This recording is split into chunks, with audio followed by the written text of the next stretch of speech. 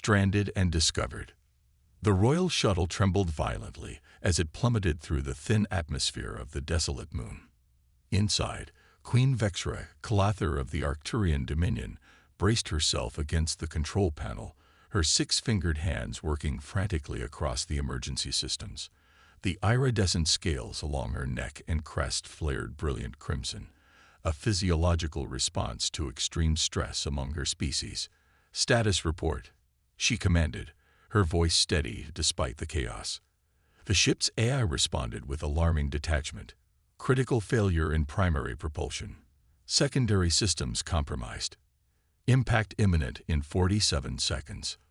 Vexra's inner eyelids flickered in rapid succession, the equivalent of a human curse. This was no accident. The diagnostic screen confirmed her suspicions. The guidance system had been deliberately corrupted. Someone had wanted her dead, but lacked the courage to make it look like anything but an accident. "Reroute emergency power to landing thrusters," she ordered. "Prioritize life support and beacon systems." The shuttle crashed hard against the moon's rocky surface, skidding almost half a kilometer before coming to rest in a shallow crater. The impact threw Vexra against the restraint harness, a sharp pain lancing through her left shoulder. When the dust settled, she assessed her situation with the cold pragmatism that had kept her alive through 3 assassination attempts during her 60-year reign. The cabin retained pressure. Emergency lighting bathed everything in a soft blue glow, but the communications array was destroyed, and the distress beacon was severely damaged, broadcasting on only the most basic frequency and at reduced power. On a charted world, she might have expected rescue within hours. Here, in the uncharted periphery of the Cygnus Arm, she might wait decades before another ship passed close enough to detect her signal. "Atmospheric analysis," she requested. "Exterior atmosphere, oxygen-nitrogen mix, breathable but thin. Surface temperature fluctuations of 90 degrees between day and night cycles. Current exterior temperature, -15 degrees. Nightfall in approximately 4 hours." Vexra gathered what supplies she could salvage: emergency rations, a portable heater, a medical kit, and her ceremonial staff, which doubled as a sophisticated multi-tool. With practiced efficiency, she treated her injured shoulder, applied a temporary sealant patch, and prepared to exit the craft. She would need to find shelter before nightfall if she wanted to survive. As the airlock cycled open, she surveyed the bleak landscape. The moon's surface was predominantly gray rock, dotted with impact craters and low mountain ranges in the distance. No vegetation, no water visible, a thin atmosphere that would make breathing uncomfortable but possible. "Magnificent," she muttered sarcastically, her breath forming small clouds in the cold air. 50 million kilometers away, aboard the Earth science vessel Curiosity, Dr. Nathan Reeves stared at his sensor readouts with growing interest. The anomalous energy signature had appeared suddenly on the far edge of their scan radius, a spike of quantum fluctuations consistent with a failing warp drive, followed by an impact event.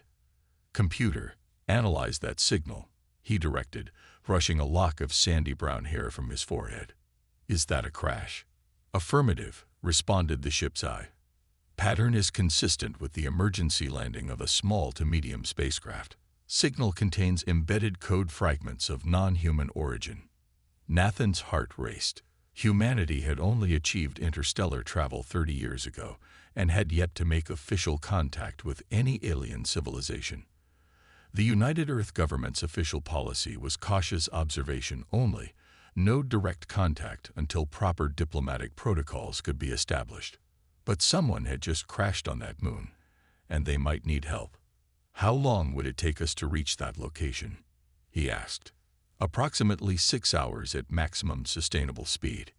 Nathan drummed his fingers on the console. The Curiosity was a research vessel with a crew of exactly one: himself. His mission was to catalog potentially habitable planets in this sector, not to conduct first contact. But he couldn't ignore a potential distress situation.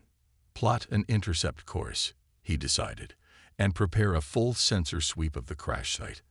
I want to know exactly what we're dealing with before we arrive." As the Curiosity altered course, Nathan began reviewing everything humanity knew about potential alien civilizations, which wasn't much.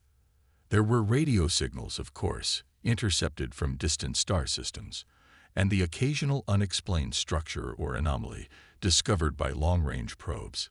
But actual, confirmed contact? Never.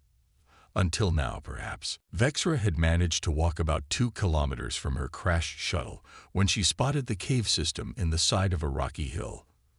Perfect timing, as her external temperature monitor was reporting rapidly falling temperatures. The sun, a distant white dwarf, was beginning to dip below the horizon, casting long shadows across the barren landscape. The mouth of the cave was narrow but navigable. She activated the illumination function on her ceremonial staff, casting a bright beam of light into the darkness. The cave extended about 20 meters into the hillside, dry and seemingly uninhabited. It would provide adequate shelter from the bitter cold of the coming night. She set up her portable heater and arranged her limited supplies. The pain in her shoulder had dulled to a persistent ache, but her medical scanner indicated a hairline fracture in one of her secondary clavicles. Nothing life-threatening, but certainly uncomfortable. As she settled in for what promised to be a long night, her thoughts turned to the Dominion she had left behind. Who had orchestrated this attempt on her life?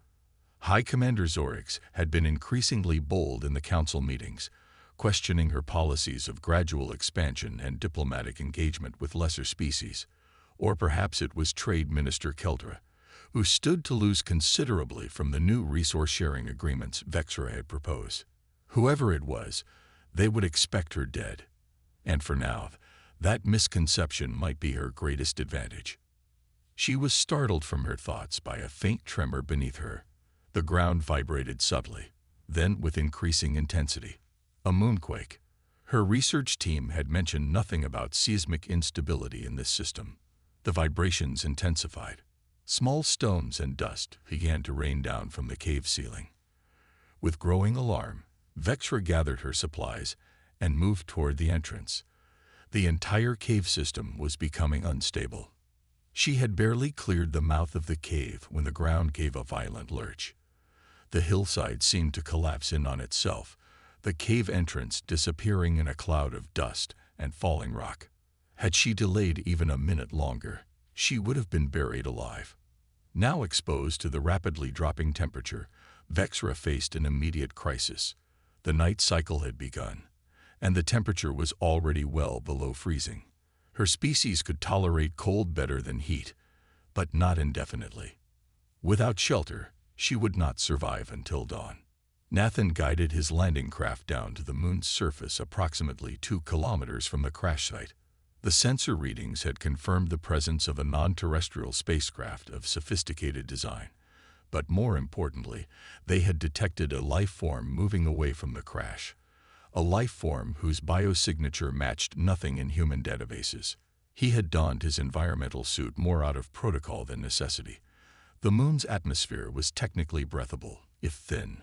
The helmet's heads-up display provided real-time translation assistance, environmental readings, and biometric analysis, tools that might prove invaluable for first contact.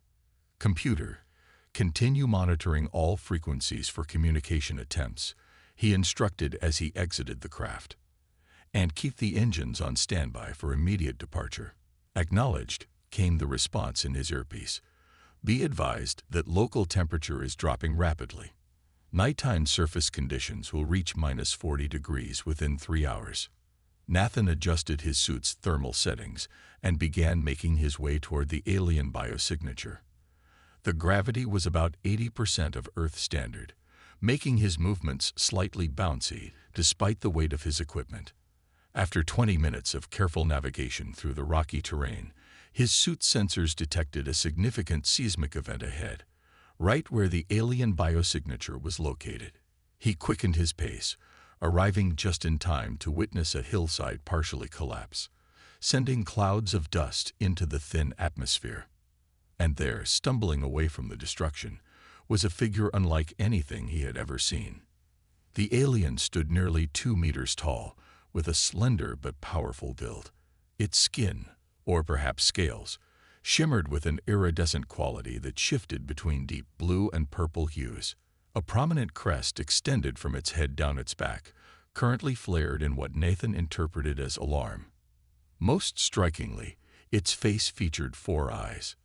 2 large primary ones and 2 smaller ones set higher on its forehead, all of which were now fixed directly on him. For a moment, neither moved. The universe seemed to hold its breath as human and alien regarded each other across the dusty, rocky ground. Nathan slowly raised his hands, palms forward, the universal gesture of peaceful intent. "Hello," he said, knowing the alien couldn't understand but hoping his tone would convey his meaning. "I'm here to help." The alien straightened to its full height, wincing slightly and clutching its left shoulder. In its right hand, it held what appeared to be a staff of some kind, which it now pointed toward Nathan in what could only be interpreted as a defensive posture. "I'm not armed," Nathan continued, keeping his movements slow and deliberate. He pointed to the collapsed cave, then to the darkening sky, then made a shivering motion. "It's getting cold. You need shelter. I have a ship." The alien tilted its head, the crest rippling in what might have been consideration. It spoke, the sounds unlike anything Nathan had heard, clicks and trills interspersed with melodic tones that seemed to originate from multiple vocal organs simultaneously. Nathan's translation software activated automatically but displayed only unknown language, insufficient data for translation. A particularly bitter gust of wind swept across the landscape, carrying with it particles of ice that stung even through Nathan's insulated suit. The alien's scales rippled in response, taking on a deeper blue coloration. "You won't survive the night out here," Nathan said, pointing again to the sky and making the shivering gesture. He then pointed in the direction of his landing craft. "Please, come with me." The alien regarded him for several long moments, its 4 eyes unblinking. Then, with what seemed like reluctance, it lowered the staff slightly. It spoke again, a shorter phrase this time, and made a gesture that reminded Nathan of a regal wave, neither entirely dismissive nor entirely welcoming. "I'll take that as a maybe," Nathan said, cautiously stepping closer. He tapped his chest. "Nathan." The alien watched him, then slowly tapped its own chest. "Vexra Kalether," it said, the sounds difficult for Nathan's human vocal cords to reproduce exactly. "Vexra," Nathan repeated, managing a reasonable approximation. "Nice to meet you. Now let's get somewhere warm before we both freeze." Another tremor shook the ground beneath them, stronger than before. The alien, Vexra, looked around with evident concern. She spoke rapidly, gesturing at the ground, and then at the sky. Nathan didn't need a translator to understand the urgency. "Agreed. We need to move. Now." They had taken no more than a few steps when the ground seemed to drop from beneath them. A fissure opened up, rapidly widening into a chasm. Nathan lunged forward, barely keeping his balance as the section of ground he stood on remained intact. Vexra was not so fortunate. The ground beneath her crumbled, and she began to slide into the widening crevasse, her staff clattering away across the rocks. Her injured arm failed her as she tried to catch herself on the edge. Without hesitation, Nathan threw himself forward, landing on his stomach at the edge of the chasm. He reached down and caught Vexra's uninjured arm just before she fell beyond reach. The alien's scales felt smooth and surprisingly warm against his gloved hand. "I've got you," he grunted, using his free hand to anchor himself against a rocky outcropping. "Hold on." Vexra's 4 eyes regarded him with what might have been shock, or perhaps calculation. Then, with remarkable strength, she used her grip on his arm to pull herself upward while he pulled from above. Together, they managed to get her back onto solid ground. For a moment, they both lay there, catching their breath as the ground finally settled. Nathan became acutely aware that he had just made physical contact with an alien being, the first human in history to do so, as far as he knew. Vexra sat up first, retrieving her staff from where it had fallen.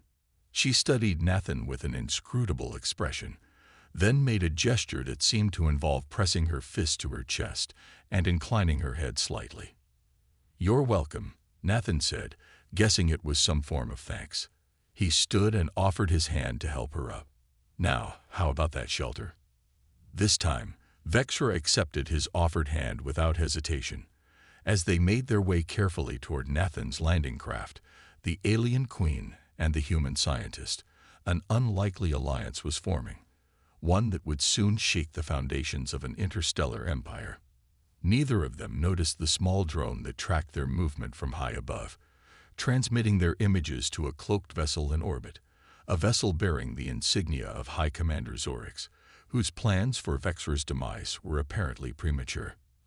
Alliance and revolution. The interior of Nathan's landing craft was utilitarian but comfortable by human standards. For Vexra, whose royal quarters spanned an entire wing of the Imperial Palace on Arcturia Prime, it was almost claustrophobically small. Still, it offered warmth, safety, and most importantly, a communications array that might be adapted to her needs. She sat carefully on a bench that was clearly designed for human anatomy, her tall form awkward in the confined space. Nathan busied himself at a storage compartment, eventually producing what appeared to be a medical kit. "Let me help with that," he said, gesturing to her injured shoulder. Vexra regarded him with suspicious curiosity. By all accounts, humans were a primitive species barely capable of interstellar travel. The Dominion's xenobiologists had classified them as a developing intelligence, a species to be monitored, but not engaged until they achieved greater technological sophistication. Yet here was this human, not only offering assistance but having already saved her life twice. She recognized the limitations of her situation. Without treatment, her injury would worsen. Without assistance, her chances of returning to the Dominion were minimal. Logic dictated cooperation. "Proceed," she said in her native tongue, then remembered he couldn't understand. She tapped her shoulder and nodded. Nathan approached cautiously, medical scanner in hand. "This won't hurt," he assured her, though she couldn't understand his words. He moved the device slowly over her injured shoulder, watching the readings on a small screen. "Interesting physiology," he murmured. "Looks like a fractured clavicular structure, but your cellular regeneration rate is impressive." He set aside the scanner and removed a small device from the kit. When activated, it emitted a soft blue light. He motioned for her permission before applying it to her shoulder. Vexra flinched slightly at the strange sensation, a gentle warmth that penetrated deep into the injured tissue. Within minutes, the pain began to subside. "Regenerative field stimulator," Nathan explained, though she couldn't understand. "Accelerates your natural healing process. It's designed for human physiology, but the basic principles seem compatible with your cellular structure." While the device worked, Nathan retrieved a tablet and activated a program. He spoke to it briefly, then turned the screen toward her. It displayed a simple animation of two figures, one human-shaped, one deliberately alien, meeting and communicating. "Translation program," he said, tapping the screen. "It needs samples of your language to begin building a translation matrix." Vexra understood his intent. She spoke clearly, maintaining the formal diction of the Imperial Court. "I am Vexra Clither, Sovereign Queen of the Arcturian Dominion. My vessel was sabotaged, and I require assistance to return to my people." The program captured her speech, analyzing the patterns. Nathan spoke again, presumably saying something similar about himself. They continued this exchange for nearly an hour, the program gradually building a rudimentary translation capability. Eventually, the screen displayed text in both their languages. "My name is Nathan Reeves. I am a scientist from Earth. I want to help you. I am Vexra Clither, Queen of the Arcturian Dominion. My ship was sabotaged. I must return to my throne." Nathan's eyes widened at the word queen. He hadn't expected to be dealing with alien royalty. "Your ship was deliberately damaged. Who would do that?" Enemies within my court, Vexra replied, the translator rendering her formal speech pattern into somewhat stilted English. They believe me dead. This is temporarily advantageous. As the translation program improved, they exchanged information more effectively. Vexra learned that humans had achieved warp capability only 30 years earlier and had been carefully exploring nearby systems. Nathan learned that the Arcturian Dominion encompassed over 300 star systems and had existed for more than 6,000 years. Your people have been watching us, Nathan asked, equal parts fascinated and unsettled. All developing species are monitored, Vexra confirmed. Standard protocol. Intervention occurs only when a species achieves certain technological thresholds. Nathan processed this information. So there are many intelligent species out there. 27 major civilizations in this sector of the galaxy alone, Vexra replied. The Dominion is the oldest and most advanced. Their conversation was interrupted by an alert from Nathan's ship computer. Proximity warning. Unidentified vessel has entered lunar orbit. Configuration matches no known human design. Vexra moved to the viewport, her crest flattening against her head, a sign of alarm. Imperial Hunter-class vessel. Zorix's personal guard. They are searching for confirmation of my death. Will they detect us here? Nathan asked, suddenly aware that he might be harboring a fugitive in an interspecies political crisis. The craft is designed for stealth, but their scanners are highly advanced, Vexra said. She turned to face Nathan directly. Human, Nathan, I must ask for your continued assistance. If Zorix confirms I am alive, he will not hesitate to eliminate both of us, and claimed it was necessitated by Dominion security protocols. Nathan considered his options. Helping Vexra meant potentially entangling humanity in an alien conflict before they were ready for such engagement. Not helping her meant abandoning someone in need, and possibly missing an opportunity to gain an ally in a vast, complex galactic community that had thus far excluded Earth. What do you need from me? He asked. Transport to Nexus Station, Vexra replied. A neutral trading hub where I can safely contact my loyal supporters. Nathan nodded. I'll help you, but my ship isn't exactly designed for outrunning Imperial Hunter-class vessels. Vexra's mouth formed what might have been the Arcturian equivalent of a smile. Then we shall have to rely on human ingenuity rather than Arcturian technology. Nexus Station hung in space like an enormous metal lotus, its petals formed by docking bays and habitat rings extending from a central hub. Ships of various designs and origins moved in carefully choreographed patterns around it, a testament to the complex traffic control systems managing the busiest neutral port in the sector. Nathan's research vessel, the Curiosity, approached cautiously, transmitting the false identification codes Vexra had helped him program. To any watching eyes, they appeared to be a minor trading vessel from the Procyon system, carrying botanical specimens. Impressive, Vexra commented, watching the enormous station grow larger in the view screen. I had not expected a human vessel to successfully mimic quantum identification patterns. Sometimes simple methods work best, Nathan replied.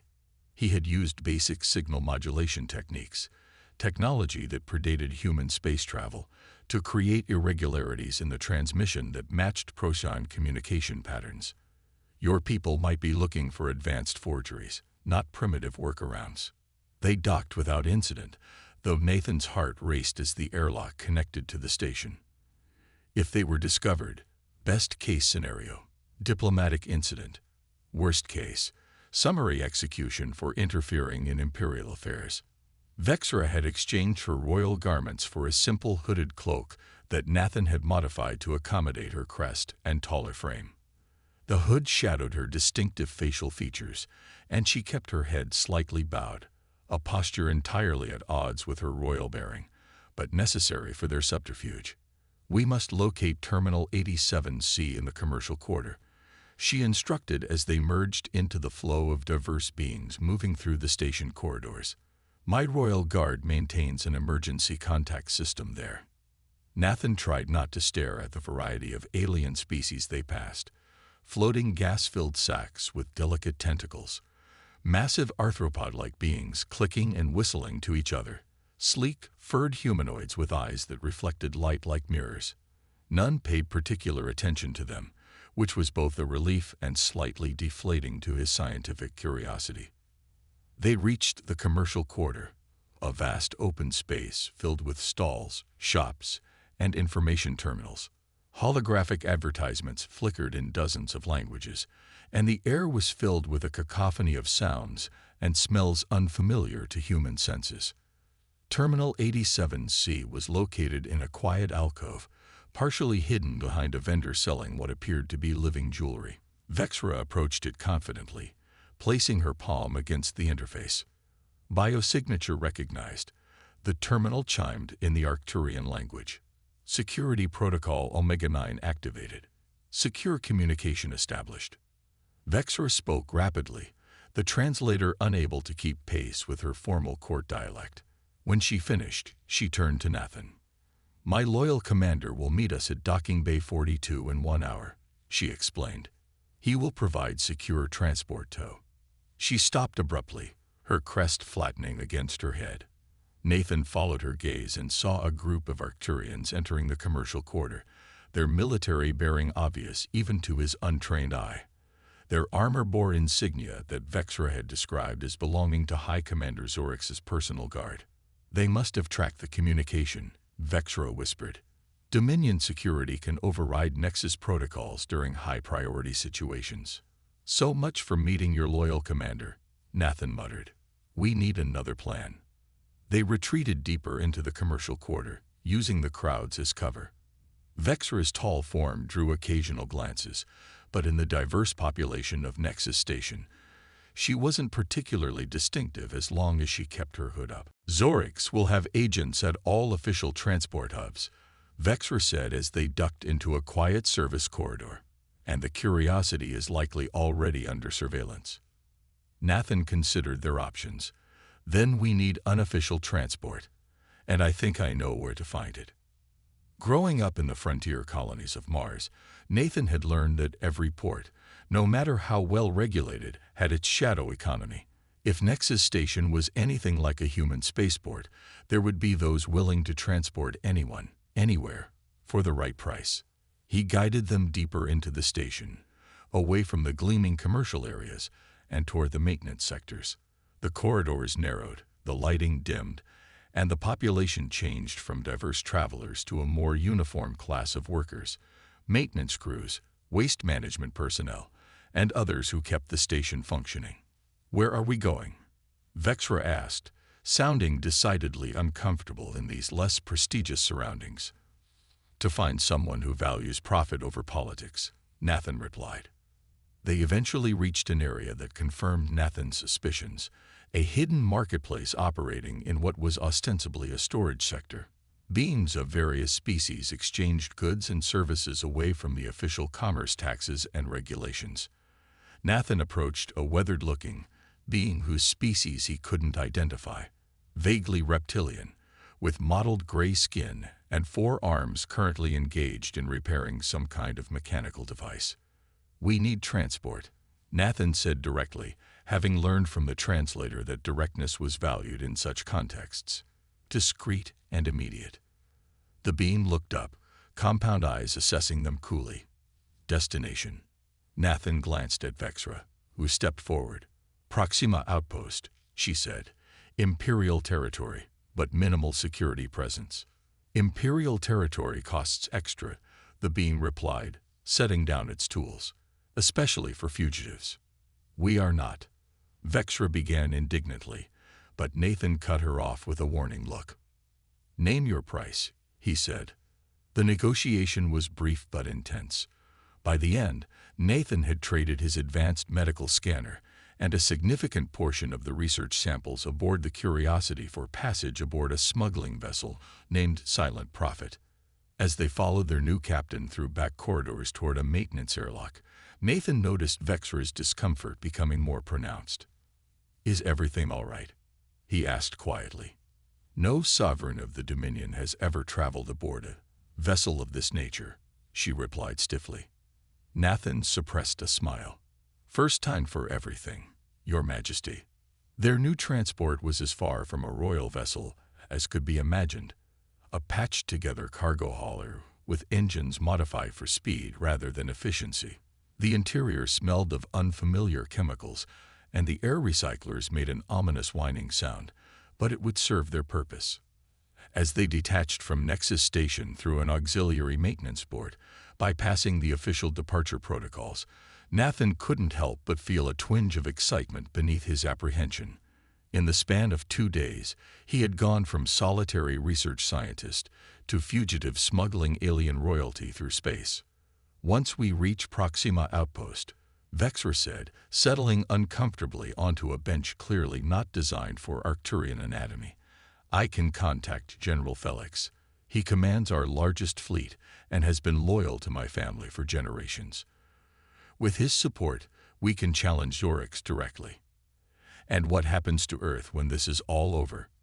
Nathan asked, the question that had been lingering in his mind. Will your people finally acknowledge us officially? Vexra regarded him with all 4 eyes. That would depend on many factors. The Council has strict protocols regarding engagement with developing species. We saved their queen, Nathan pointed out. That should count for something. Indeed, Vexra agreed, her crest rippling in what Nathan had come to recognize as thoughtfulness. Perhaps it is time for the Dominion to reconsider its policies. Your species has shown unexpected resourcefulness. The journey to Proxima Outpost took 3 days in the smuggler's vessel.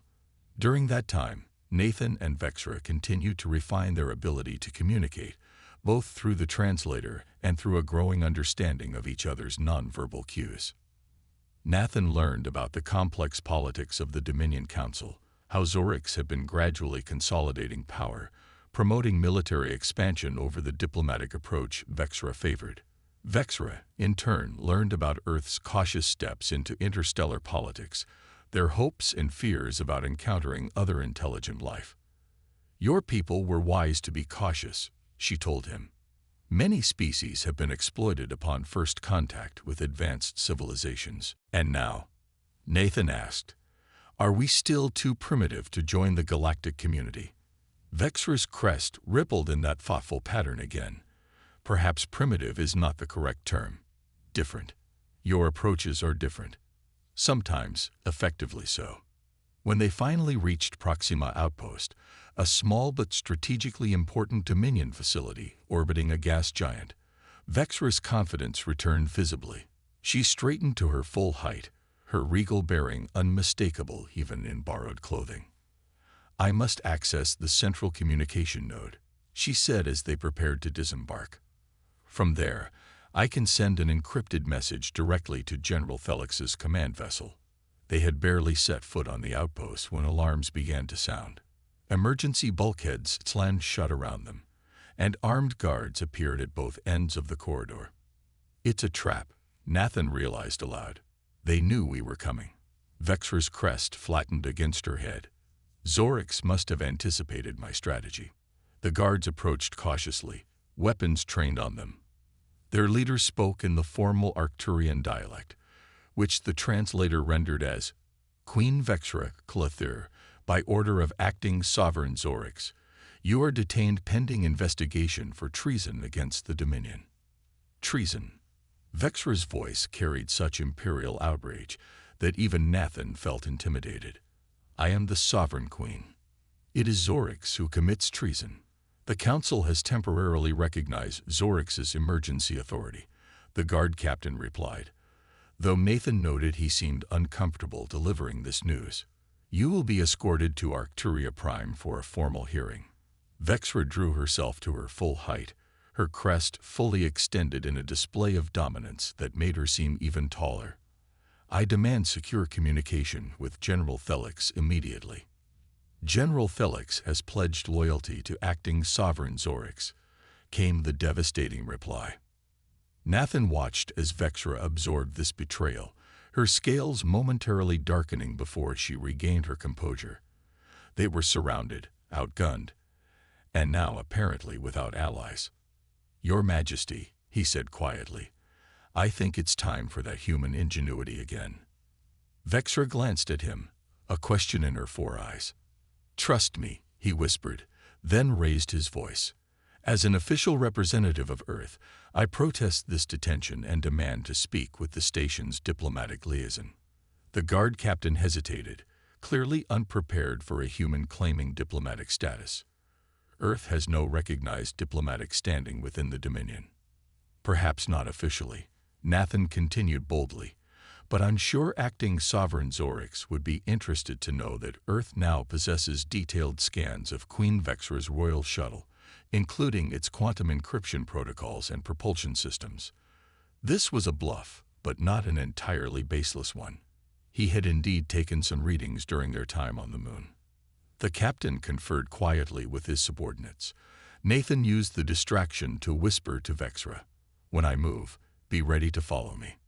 The distraction worked long enough for Nathan to access his tablet and activate a program he had prepared during their journey, a simple electromagnetic pulse generator, calibrated to temporarily disrupt Arcturian communication systems.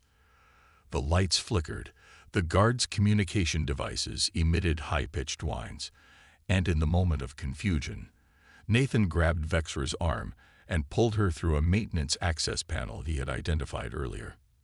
They raced through narrow service corridors, the station's alarms blaring behind them. Nathan's research skills proved unexpectedly useful. He had studied the outpost's publicly available schematics during their journey and memorized potential escape routes. "Where are we going?" Vexra demanded as they descended a narrow ladder into the station's lower levels. "Communications Center," Nathan replied. "You still need to contact someone loyal to you, and we can broadcast widely from there." "The communications center will be heavily guarded," Vexra pointed out. Nathan grinned. "We're not going to the main center. We're going to the emergency backup system. Every space station, regardless of its origin, required redundant systems for critical functions." Nathan had gambled that an Imperial outpost would follow similar design principles to human stations, and he was right. The emergency communications array was located in a small, isolated chamber near the station's power core. When they reached it, the room was unmanned, all available personnel presumably engaged in the station-wide search for them. "We have perhaps 5 minutes before they think to look here," Nathan said, accessing the control panel. "Who can you trust?" Vexra hesitated only briefly. Not the military commanders, apparently. But perhaps her crest rippled in sudden inspiration. "The public, my people. Zorix rules through the council, but the citizens of the Dominion have always supported my policies of peace and stability." She quickly began composing a message, speaking in the formal court dialect, but with a passion that transcended the translator's limitations. Nathan worked to override the security protocols that would normally prevent a station-wide broadcast. "Citizens of the Arcturian Dominion," Vexra began, her voice carrying the unmistakable authority of one born to rule. "I speak to you now in a time of great crisis. Attempts have been made on my life, and falsehoods have been spread regarding my loyalty to our people. High Commander Zorix has orchestrated a coup, seizing power while I was believed dead." As her message transmitted across subspace channels, Nathan worked feverishly to keep the system operational. Warning indicators flashed as security protocols attempted to reassert themselves. "For 6,000 years, the Dominion has been a beacon of stability in a chaotic galaxy," Vexra continued. "We have faced challenges with wisdom rather than aggression. Zorix would abandon this legacy, leading our people into needless conflict for his own glory." Nathan glanced at the door. "Security override in progress," he warned. "We have maybe 2 minutes left." Vexra nodded but didn't rush her message. "I call upon all loyal citizens to reject this illegal seizure of power, and I bring proof of Zorix's treachery." She inserted the data recovered from her crashed shuttle, evidence of the sabotage carrying Zorix's encryption signature.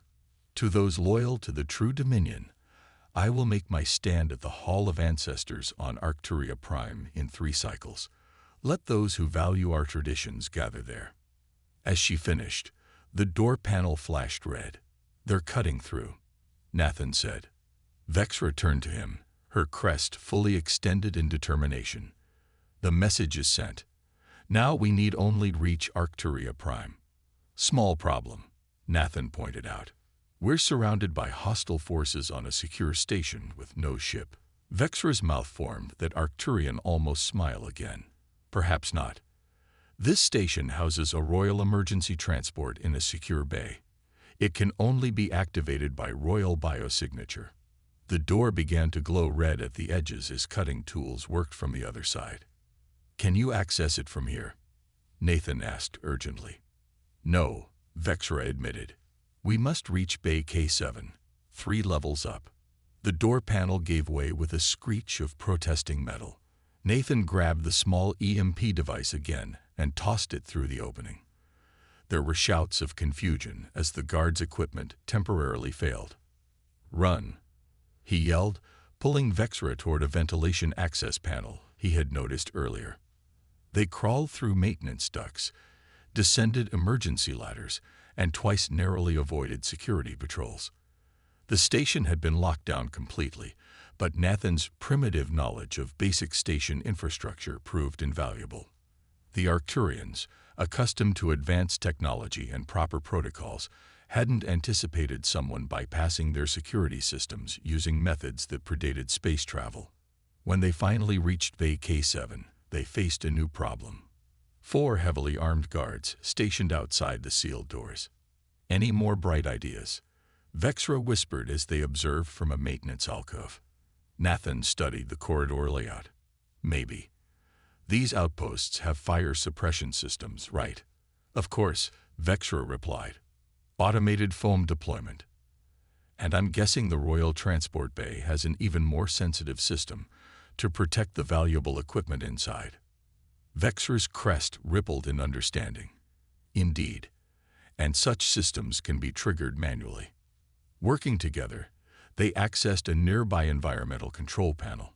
Nathan's knowledge of basic engineering principles combined with Vexra's understanding of Dominion systems allowed them to create a small, controlled temperature spike in the sensors nearest the guarded door. The effect was immediate and dramatic. Warning klaxons sounded, and suppression foam began pouring from ceiling nozzles.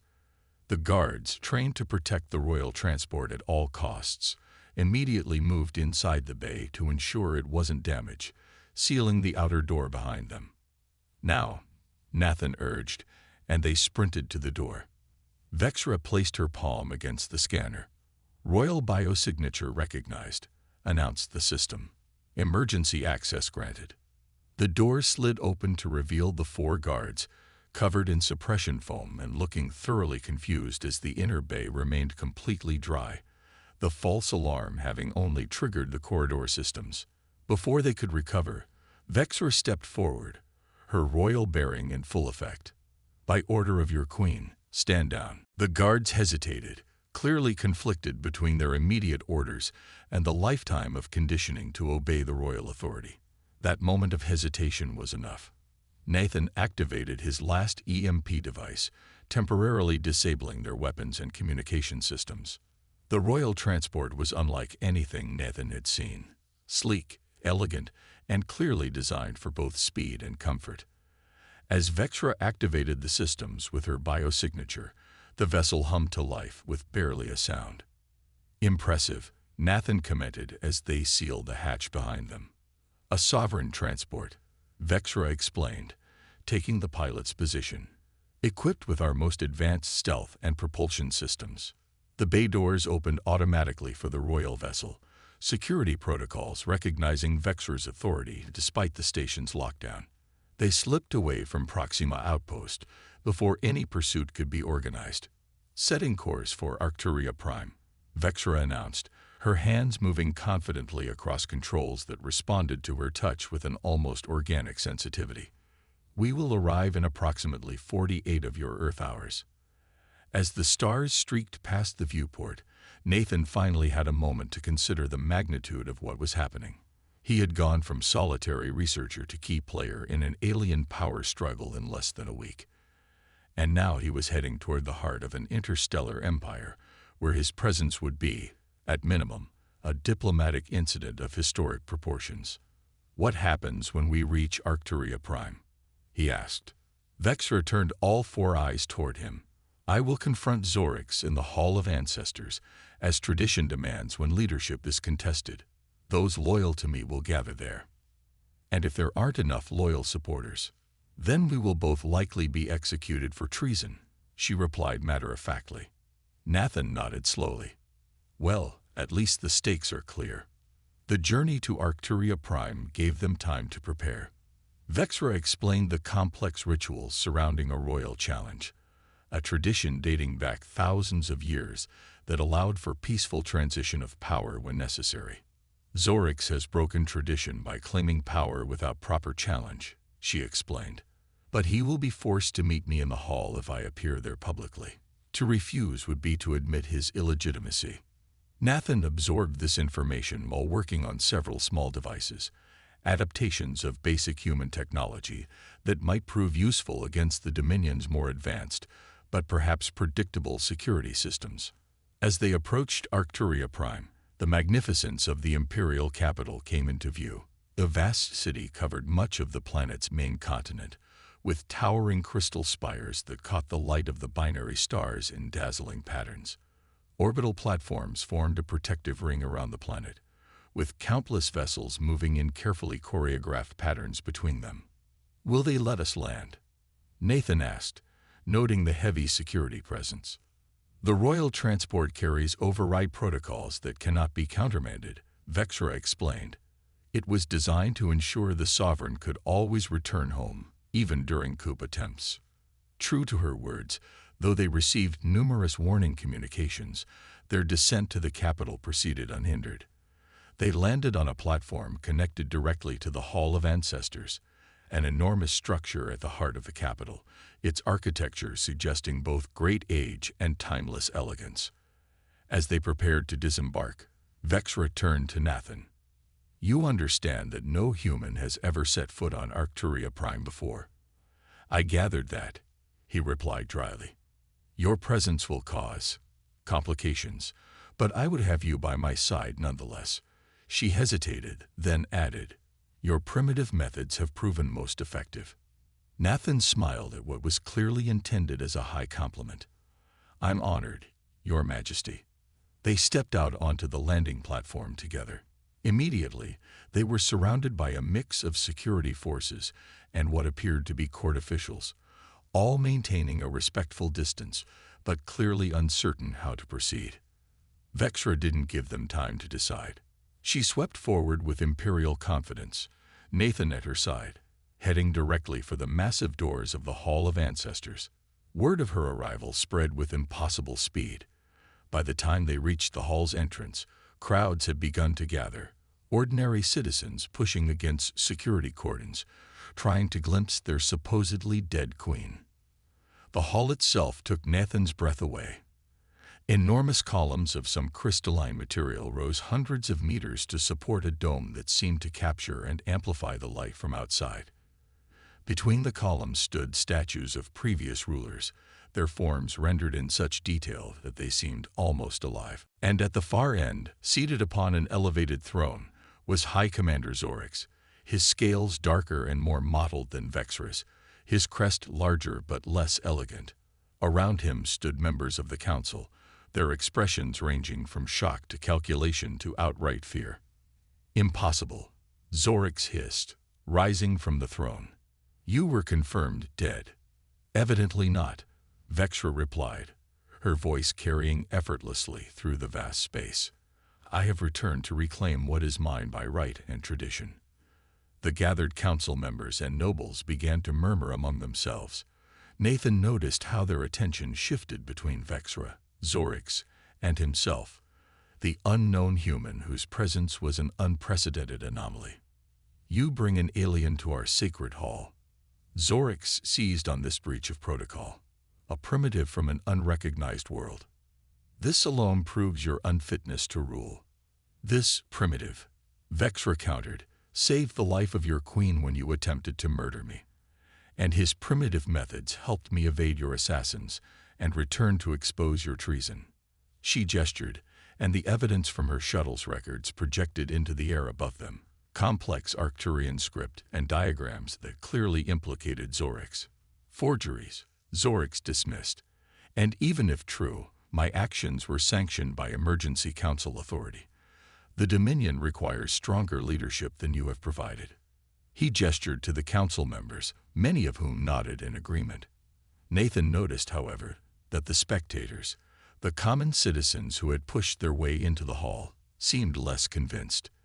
You speak of strength, Vexra replied, moving forward to stand at the base of the throne platform. But true strength lies not in aggression, but in wisdom. Not in fear, but in justice. She turned to address the entire gathering. For 6,000 years, the Dominion has maintained peace through diplomacy and cultural exchange. Zorix would have us abandon this legacy for military expansion and domination. Zorix laughed, a harsh sound that echoed through the hall. Pretty words from a queen who consorts with primitives. The galaxy changes, and the Dominion must change with it.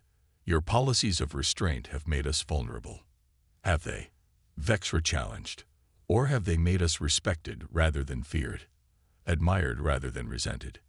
As they debated, Nathan noticed something concerning. Armed guards were quietly moving to block the exits. Zorix was apparently not planning to let this challenge proceed according to tradition. He caught Vexra's eye and made a subtle gesture toward the exits. She nodded almost imperceptibly, but continued her address without pause. Citizens of the Dominion, she called, her voice rising.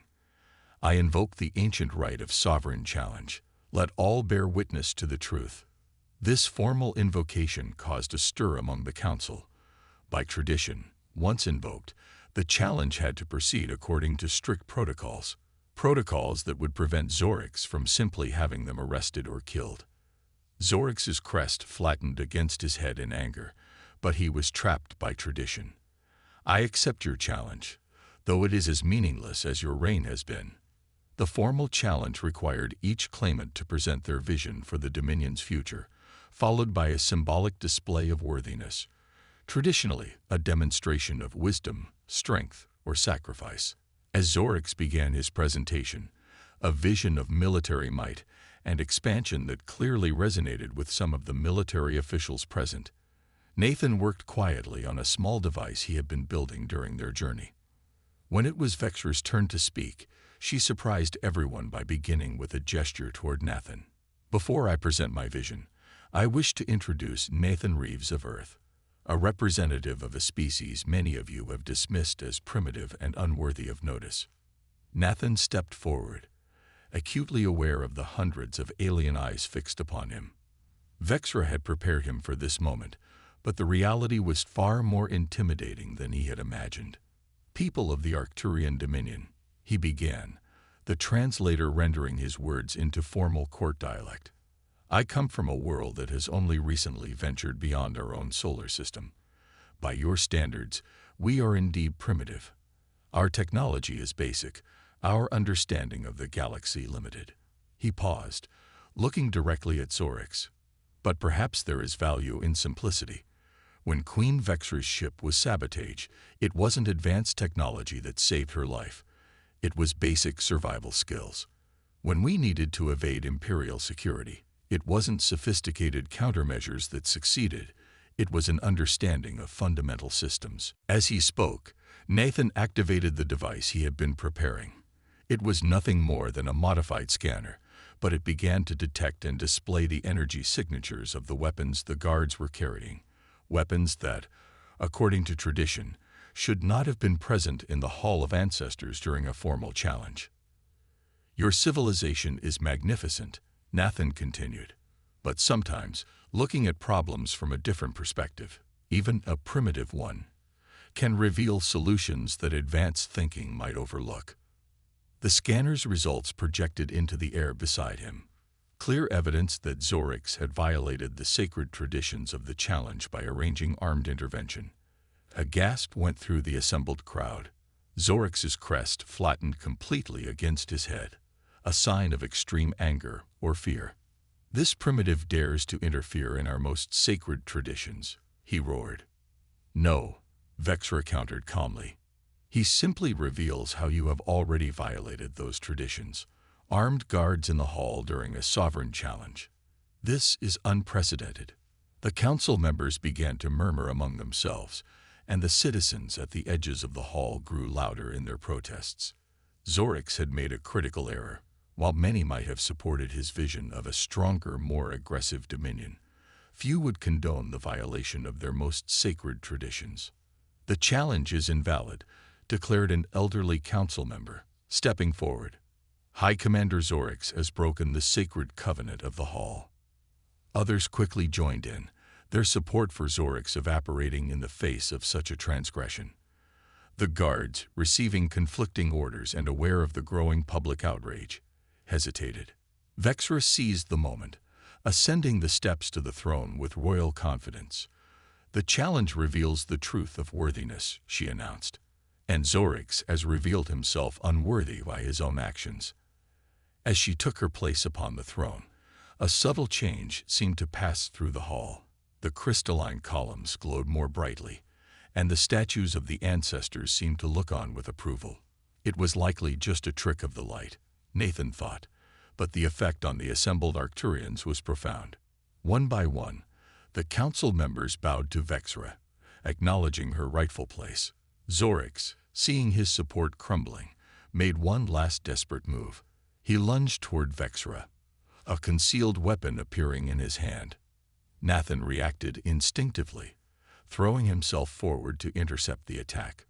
They collided hard, tumbling down the throne steps together. The weapon discharged, missing both Vexra and Nathan, but striking one of the ancient columns, which absorbed the energy with an ominous hum. Guards loyal to the throne tradition finally moved in, subduing Zorix as he shouted accusations of betrayal and conspiracy. Nathan found himself lying at the base of the throne steps, winded but unharmed. Vexra descended gracefully and extended a hand to help him up, a gesture that sent another ripple of shock through the assembled dignitaries. A sovereign queen did not assist others. Others assisted her. "Are you injured?" she asked, her 4 eyes examining him with what seemed like genuine concern. "Just my dignity," Nathan replied with a slight smile. Vexra turned to address the hall once more. "Let this day be remembered not only as the day a queen reclaimed her throne, but as the day the Dominion began a new chapter in its long history." She gestured toward Nathan.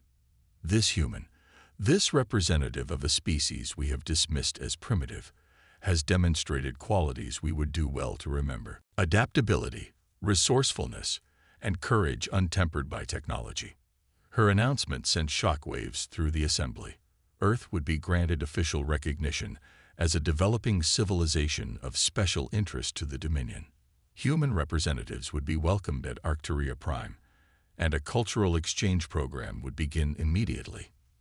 "But our human friends have much to teach us as well," Vexra concluded.